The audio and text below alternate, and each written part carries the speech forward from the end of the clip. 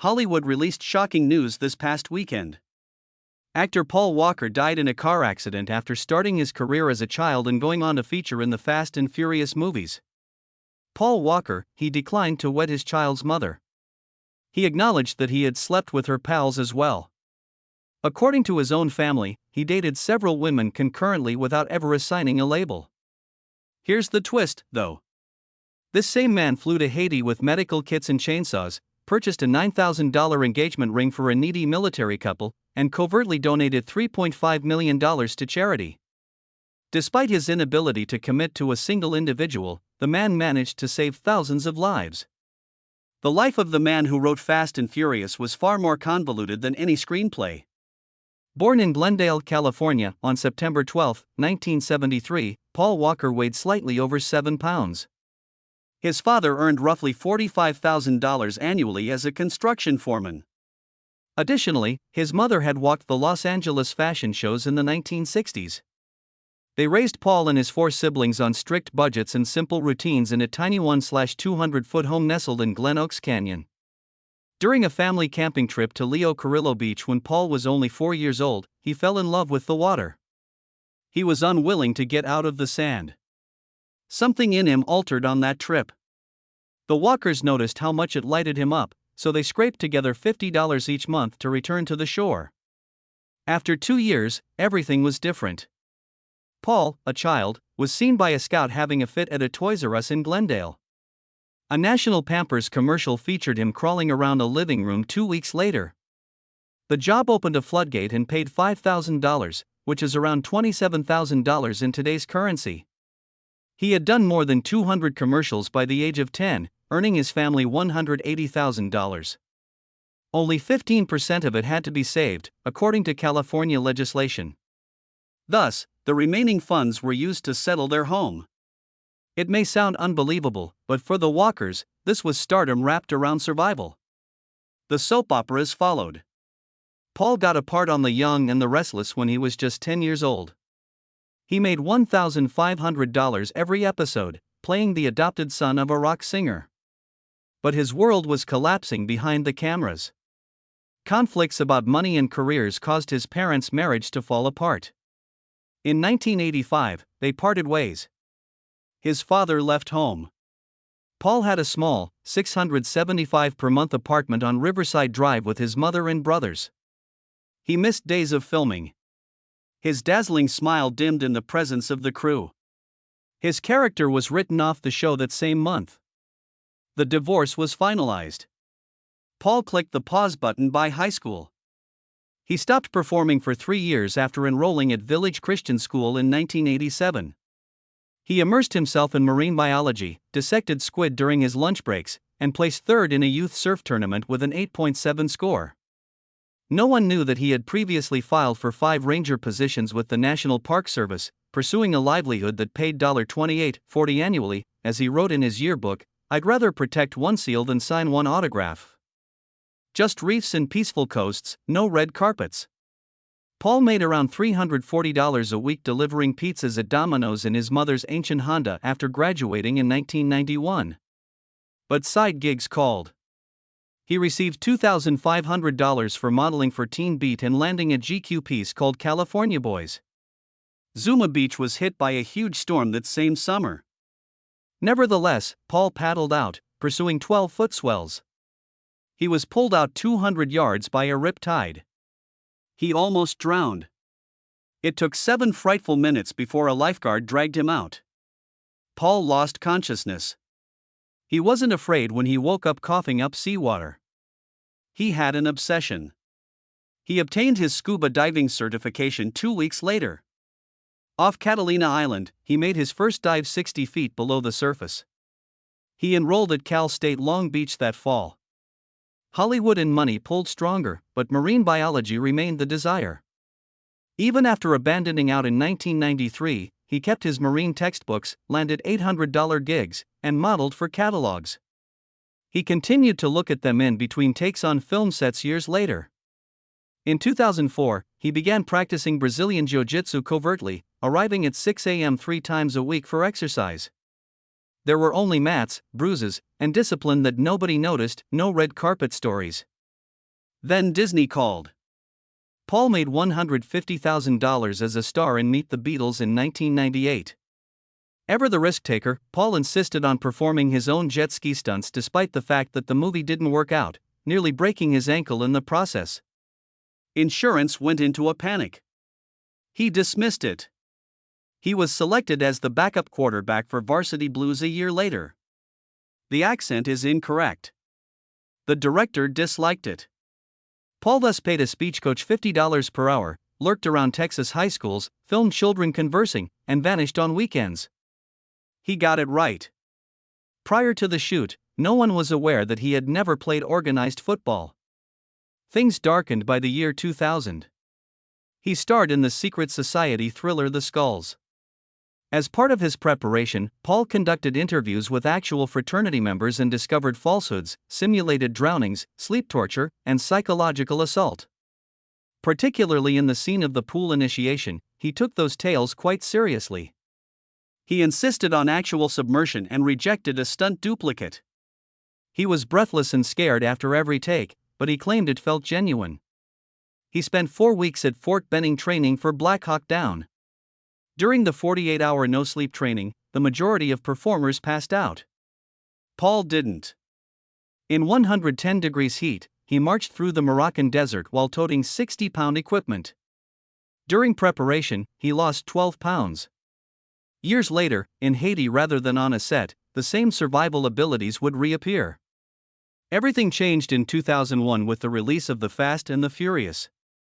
Walker's portrayal of undercover police officer Brian O'Connor contributed to the movie's global box office success of over $27 million. For that initial film, he only earned $1 million. He created the sequel in the same way.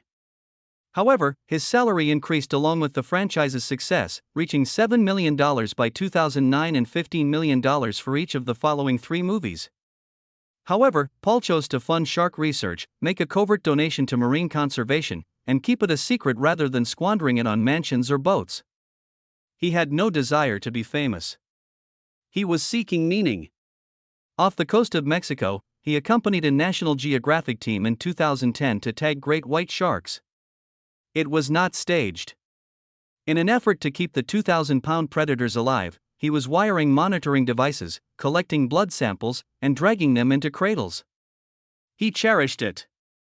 According to his belief, he reportedly remarked, "There are things more alien in the ocean than in space." Paul Walker took the stage in Fast 2 Furious in 2003 without Vin Diesel. To see if Brian O'Connor could carry a film by himself, the entire globe watched. The response was quick. $236.4 million globally. But it wasn't just numbers that were accelerating. John Singleton, the director, wanted more than just vehicle chases. He desired technique, perspiration, and grit. Walker was forced to train with Ricardo Frania Miller in Brazilian Jiu-Jitsu.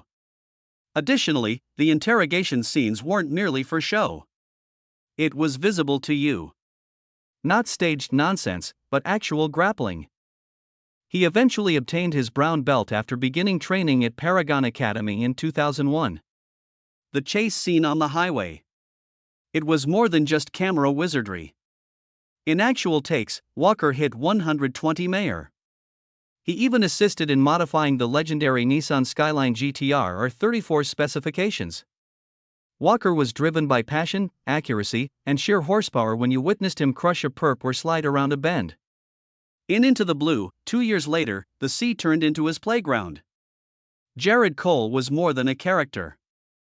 Walker was expressing his early fascination with sea life. He underwent advanced scuba certification in order to get ready, and while filming in the Bahamas, he made over 130 dives. When he named coral species and free dived to 60 feet while holding his breath for more than 2 minutes, he wasn't acting. It was true. The chemistry with co-star Jessica Alba was also good. They performed about half of their stunts without the use of doubles. And Walker didn't when the cameras stopped. He collaborated with local biologists, cleaned up beaches during breaks, and donated $20,000 of his own funds to coral restoration. Because it was true, every picture of him skimming across blue waters seemed authentic. He was more than just a diver. he turned into one. Next up was Tokyo Drift. Walker's fingerprints were all over the frame, even though he didn't headline it. He only spent 2 days on set for his unexpected appearance. However, he continued to lead the franchise in the background.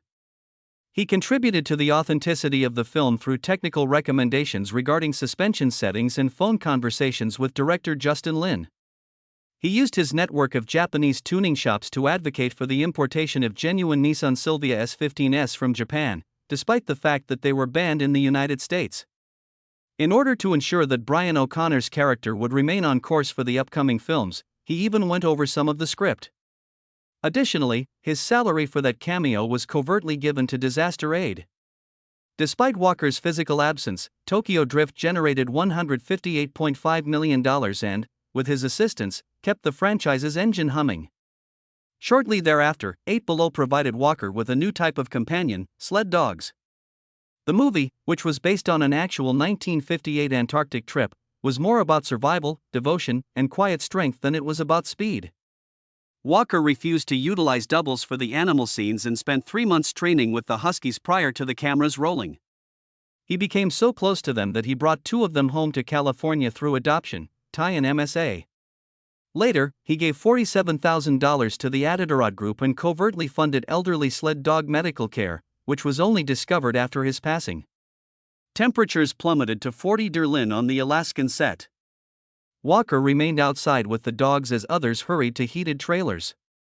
Walker covered the cost of emergency care for one husky who suffered frostbite. The affection between a man and his group of mute, frost-covered friends endured despite the movie's $120.5 million box office success. Then followed the grim 2007 thriller The Death and Life of Bobby Z, which had no glitzy franchise safety net and a $12 million budget. Walker portrayed former Marine Tim Cerny, who was drawn into a world of identity theft and jail fights.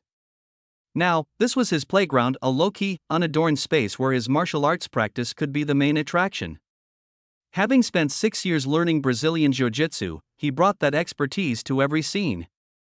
He taught grappling skills to Lawrence Fishburne in one battle, making sure that every guard pass and grip appeared authentic. Flashy was not what Walker wanted. He desired the real thing. Despite the limited budget for the production, he even wrote his own waves and handled all of the board construction himself. In theaters, the film barely brought in $6.4 million. He was never concerned by that, though. This was no longer about the box office. It was about finding something sincere in the midst of chaos, about pushing boundaries, and about craft. Walker's off-screen work was equally intense by 2006. It wasn't a catchphrase to always evolve.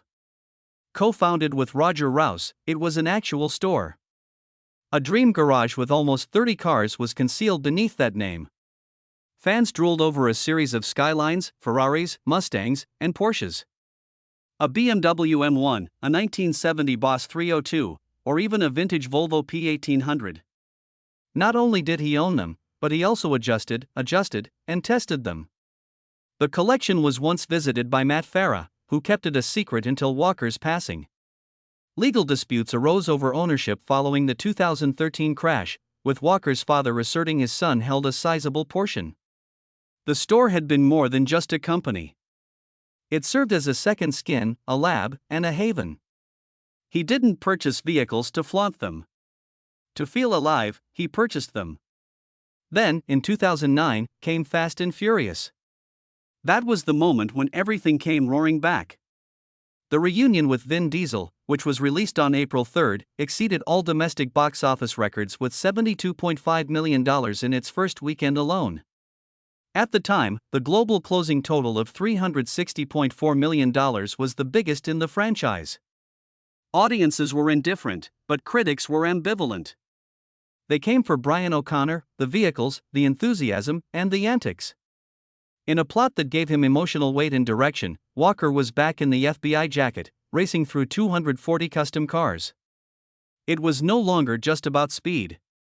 It was about trust, revenge, and the growing relationship with Dom Toretto. Walker was at the center of it all. Steady hands on the wheel that never stopped going. He didn't coast, even in movies like 2010's Takers.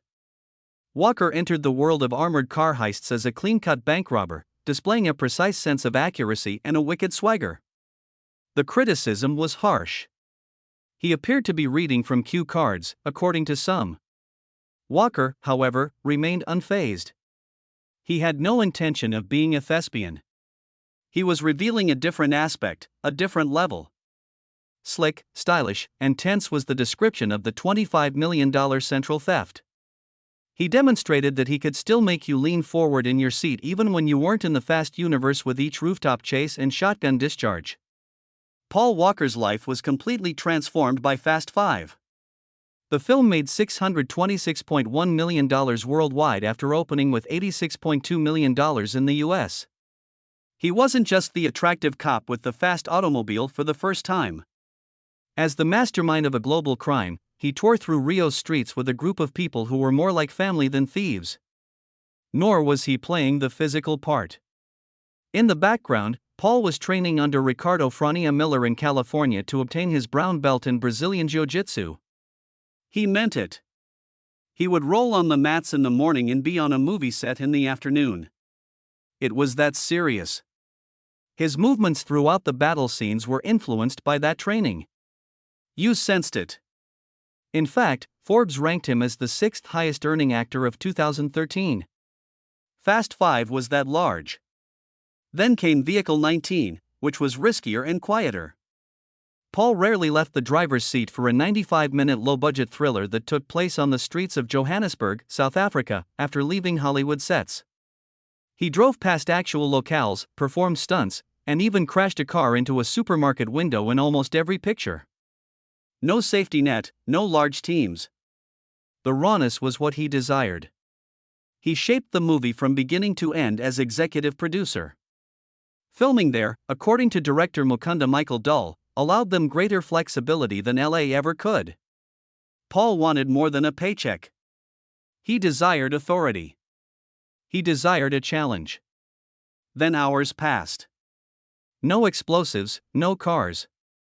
During Hurricane Katrina, a parent was stranded in a hospital in New Orleans due to flooding. To keep his preterm daughter alive, he was manually turning a ventilator. Paul appeared in all of the scenes. Just long days, difficult shots, and emotional weight, no glamour or trailer breaks. It was the most difficult job he had ever played, he told interviewers. More difficult than anything else. In March 2013, the movie made its debut at South by Southwest. On December 13, it was released in theaters. Paul didn't see it. He passed away on November 30, just 2 weeks prior. The release of Fast and Furious 6 was a huge hit. $789 million globally. Of it, about $240 million came from the United States. Paul, however, didn't care about money. Not at all. He and his character Brian were both becoming fathers. Paul moved to California in 2011 to live full-time with his daughter Meadow. That changes emotional impact throughout the movie. He was offering Vin Diesel parenting advice behind the scenes, advising him to cut the cord at birth since it will be the happiest day of his life. He became Diesel's children's godfather. It was actual life depicted on screen, not a role. Then the unimaginable occurred. Paul had left. Production of Furious 7 stopped midway through. Everything came to a halt. They had to rethink the movie when it started up again. Honor him, not simply get things done. Caleb and Cody, his siblings, took over. They weren't actors. They had no intention of being. However, they carried Paul's presence all the way to the end with the aid of acting coaches, motion capture, and thoughtful lighting. In sequences he never completed, Peter Jackson's visage was digitally reconstructed using visual effects from Waya Digital. In the film, the last montage wasn't merely a farewell. The man himself was being bid farewell. Audiences sensed that. To find $15 billion, Furious 7 made one. Within 17 days, it had grown to $1 billion. Paul left behind more than just a movie. One of the most poignant farewells in movie history is what he left behind. But something more subdued was constantly at work in the background, despite all of that publicity and box office success. Japanese Jiu-Jitsu. He began at age 31 in 2004. At that age, the majority of people are retiring from their physical jobs. Paul had only just begun. He put in a lot of training because it grounded him, not because it was trendy. His instructor, Ricardo Miller, informed him that he would not receive any preferential treatment or a celebrity black belt. "Then I'll get it in my coffin." Paul grinned and followed through. Paul received his black belt posthumously from Miller, who presented it to his father at the burial service. The belt was made of more than just cloth. It took almost 10 years of humility, sweat, and Matt Burns. Everyone looked up to the blue-eyed action star. The center of a franchise worth $1 billion. The person who always looked a bit too ideal to be true. However, the poster boy persona was not quite consistent with the private life that lay beneath the charm and the California sunshine grin. Paul Walker, at 33, began discreetly seeing Jasmine Pilchard-Gozell in 2006. She was 16. Living together in Santa Barbara, they maintained a low profile while everyone's attention was on his box office earnings. Even though California law declared it to be lawful, the rumors persisted. When there is a 17-year age difference, people tend to remember it. And it was Jasmine who informed his daughter Meadow that Paul had perished in that collision on November 30, 2013, right before his charity event. However, Walker had other adolescent girlfriends besides Jasmine. He was allegedly involved with Aubriana Atwell in 2001, when they started dating intermittently. At the time, she was also 16. According to some, they shared homes in Santa Barbara and Santa Monica. Others cite images of him outside a New York hotel that same year with another lover, Bliss Ellis. The timeframes never exactly match, and speculation over whether he had other connections of a similar nature has persisted on the internet, particularly during his ascent to stardom in the late 1990s. Although the stories have tarnished his memory, nothing has been confirmed beyond a reasonable doubt. Paul Walker never married, even though he was in relationships for a long time. With Rebecca Soros, he came the closest. When she became pregnant in 1998, they were both in their early 20s. Paul didn't want to settle down, even though his mother urged him to. He himself acknowledged it. He wasn't prepared. He continued to sleep around and party. Their daughter, Meadow, was born in November of that year despite Rebecca's friends, and Rebecca moved to Hawaii to raise her by herself while Paul remained in California. In 2011, after several years, Meadow moved in full-time with her father. He appeared to be taking charge and learning how to be a father at last. There were a ton of hypotheses on the internet after his death in 2013. Others blamed jealous lovers, the Illuminati, or even other actors, while others said the government was involved. Rumor even circulated that he went into witness protection and staged his death. However, the official investigation revealed a more straightforward tale. His Porsche Carrera GT collided with a light pole in trees while he and his companion Roger Rodas were traveling in a 45-degree zone between 81 and 94 miles per hour. The tires have been there for over 9 years. On impact, they perished. It wasn't a conspiracy, but it was terrible. His aversion to commitment stemmed from more than just his lifestyle in Hollywood. His connection with his parents was tumultuous. Cheryl, his mother, was a model. His father was a sewage contractor and former boxer. After 30 tumultuous years, they discreetly parted ways in 2002, when Paul was 29 years old. Years passed before the divorce papers were filed, but the harm had already been done. According to his buddies, it caused scars. Paul struggled to find stability despite growing up in a conservative Christian home with high expectations and family dinners. He was never able to fully escape the chaos at home. He acknowledged that he didn't want to be restrained. Not publicly, not emotionally. His friends and family revealed everything in the documentary I Am Paul Walker. He dated several women concurrently without truly assigning labels to any of them. He kept people close to him even when he was in a serious relationship. They said it had nothing to do with disrespect. He was simply himself. He wasn't made for conventional things. He did not want his romantic life to be the center of attention. Every chance he got, he wanted to be out on a boat in the jungle, diving with sharks, escaping the spotlight. However, the tabloids didn't bother to write about his other side. He did not wait for a red carpet fundraiser after witnessing the destruction in Haiti in 2010. He packed medical kits and chainsaws, paid for his own flight, and flew down with a group of engineers and EMTs. Just action, no entourage, no PR team. That year, he founded Reach Out Worldwide, a rapid response aid organization that didn't depend on red carpets or celebrity donations. Before he passed away, he himself participated in more than 15 catastrophe missions. Always active, always first in, and never in need of a camera. After communities were destroyed by an EF4 tornado in 2011, he arrived in Tuscaloosa. At first, no one recognized him. He cleared rubble and constructed shelters for 3 days. He declined to appear on camera when the media eventually located him. When resources ran out, he instead had to pay $15,000 out of pocket for building materials. He did not bow when he left town. He simply left a message. He had heard about a young couple who were having trouble paying for an engagement ring in 2004. The man had recently returned from Iraq and was a veteran. After selecting a simple ring, they walked out of the shop.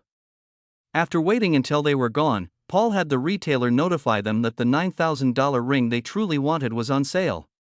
It wasn't until 9 years after his death that they learned of it. Nor was that an isolated incident.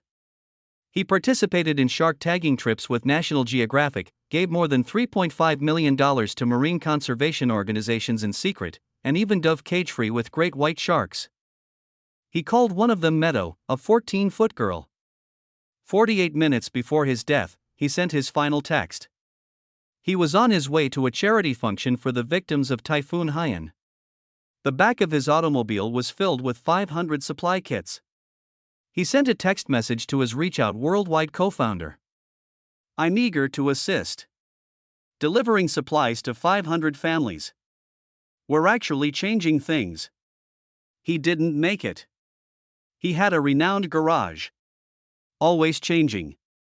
Dozens of high-performance machines were kept in the bespoke business he and Roger Rouse co-owned. Legal disputes regarding car ownership broke out after the collision. Paul's father submitted a claim for automobiles valued between $1.80 to $8 million. Meadow eventually received a settlement of $10.1 million. Soon later, the store quietly closed. The auctions followed. 21 of his vehicles sold for $233 million at Barrett-Jackson in 2020.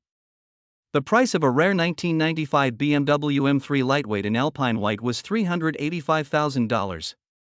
His Fast 5 modified 370Z sold for more than $105,000. Additionally, his famous 2000 Skyliner 34 GTR from Fast and Furious 4 became the most expensive Skyline ever sold when it sold in Brussels in 2023 for $1,357 million. His entire $25 million estate passed to Meadow. Her grandma took on the role of guardian when she was just 15 years old. She established the Paul Walker Foundation in 2015. It backs youth initiatives, environmental projects, and marine conservation. To commemorate the foundation's 10th anniversary, she released a limited edition tee on his 52nd birthday. All proceeds were donated to the cause. The documentary revealed the truth.